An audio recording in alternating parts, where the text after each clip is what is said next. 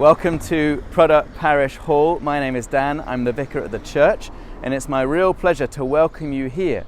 We're going to take a tour around the building to some extent and answer a few questions to explain why it is that we have this big development project going on here at the Hall. What is Prada? Prada is an ex-mining town in the Tyne Valley, halfway between Newcastle and Hexham. There's about 14,000 people who live here, and it's a really diverse place, particularly economically, with a range of different people, many of whom do not have a great amount of financial freedom. And we're very mindful of that, and the Hall seeks to cater at a very reasonable rate to all the different people locally. And many hundreds, I want to say thousands of people come through the Hall each year and experience the different activities and the different events, many of which are free here at the Hall. Like our Free Food Fridays, we have a warm hub status and we offer a number of things throughout the week where people can come in and stay warm. I realise it's the summer now, but that is an important part of what the Hall does. How does the church link to the community? I want to say that the Parish Hall is one of, if not the main way in which our church links to and seeks to be a blessing to the community. So twice a week we run coffee mornings here and anyone is welcome to come, but that is a tiny amount of what goes on at the Hall.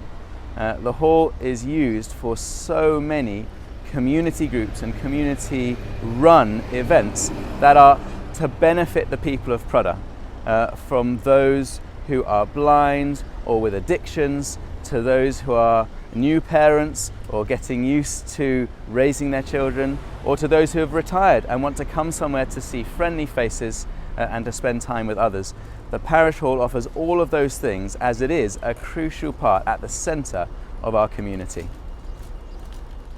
So the Parish Hall plays a really crucial role in this, not simply because it's situated right in the centre of town, right at the heart of the community, but because it's a building, unlike the church, which loads of local people know and are happy to come into, and they will have come through for various different activities, like scouts and guides, like toddler groups, like the one that I'm standing in now, like coffee mornings, some of which are run by the church, but there are other organisations who run coffee mornings. We have private bookings, we have a whole wealth of different activities for different ages and stages, and so many actually that the timetable for a week is almost booked out every week. It's a thriving part of the community. So my name's Hayley and I run Little Treasures Toddler Group here at the Parish Hall. We are an increasing toddler group, amazing numbers. We usually have anywhere between 25 and 35 children in, but we do have issues. We are struggling with space with our prams. We need a lot more room, and we're also struggling with our safety with the doors and the children trying to escape. So we have spoken to Dan about this, and hopefully we can get something sorted. Many thanks. Welcome to the kitchen. This is one part of the Parish Hall that in the earlier phases of development we have completely refurbished, and it has been a huge success. People love to use the kitchen, and it's enabled a lot more food to be served in the main hall. How many different groups use the Parish Hall? Well, at the moment we've got more than 20 groups of various different kinds booked in regularly, of course, as well as one-off bookings. What ages of people are using the Hall? Well, we've got the full age range, right from the youngest babies, even pre-toddler, all the way up to those who, let's say, have been retired for quite a while. And there's all sorts of different activities for them. Does the Hall currently meet all their needs? Well, I have to say the answer to this is partly. Certainly we fulfill all the legal requirements for disabled access and so on, but I want to say that we comply, but we could be better. And that's actually why this project is going on. People have asked us, can we improve certain things? So we want to improve the disabled access, we want the entrance to be more clear and friendly and welcoming, and we want the doors to be safer for security. But it's not only disabled access. Particularly in some of the groups with teenagers and young people, there are a lot of those who come who have issues with autism or neurodiversity, where if we could fulfill the plan as developed, it would provide a quiet and calm space, different options. It would allow the group organisers to cater for that range of needs they have and make the hall a much friendlier place, a much more usable place for those with a whole range of different needs. We're really excited about the plans that we've got. Is there anywhere in the town comparable to the parish hall? Well, there is some bookable office space and there are other rooms that can be booked, but I want to say that we are unique, not simply because of our location, which is wonderful, but actually people know us as the parish hall. When people want to make a booking, it's here that they want to book. And as we gradually improve the facilities stage by stage with our development plan, it's getting better and better. We are turning away bookings, and we would love to be able to say yes to everyone in the local community who'd like to use this space. Welcome to the garden here at the parish hall. I'm really pleased to be able to tell you about the different stages of our development work here at the hall.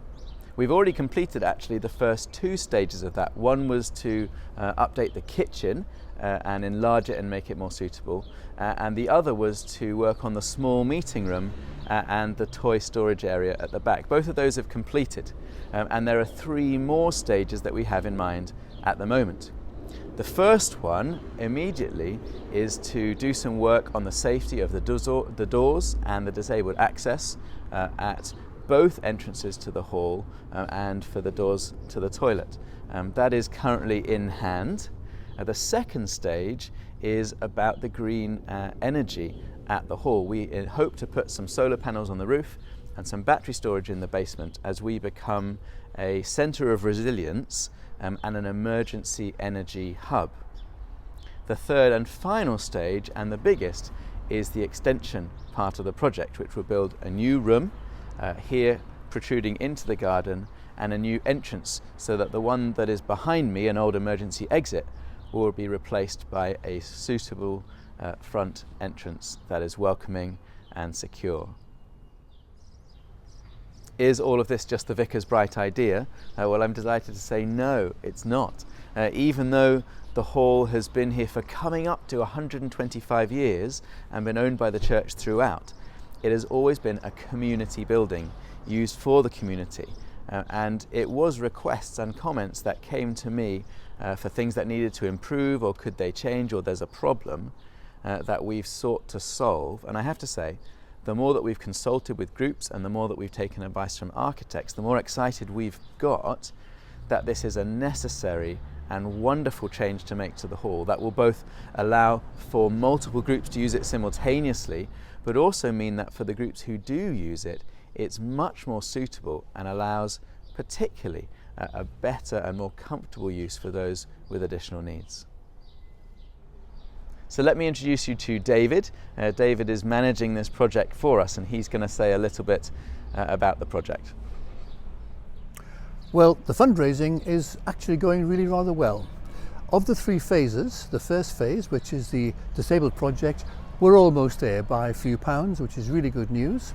The second phase is putting the solar panels on the roof and the storage batteries, and we're only one little grant away from actually funding that, so that's very optimistic. The third and the larger project, of course, is building the extension itself, and that has only started its fundraising reasonably recently, and we're about 10% there, so plenty of scope there for development and for funding.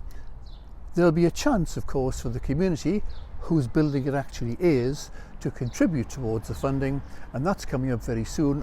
All sorts of different plans of what we'll be able to offer people, one of which will be the chance to buy a brick, so they in future can say part of that building was me.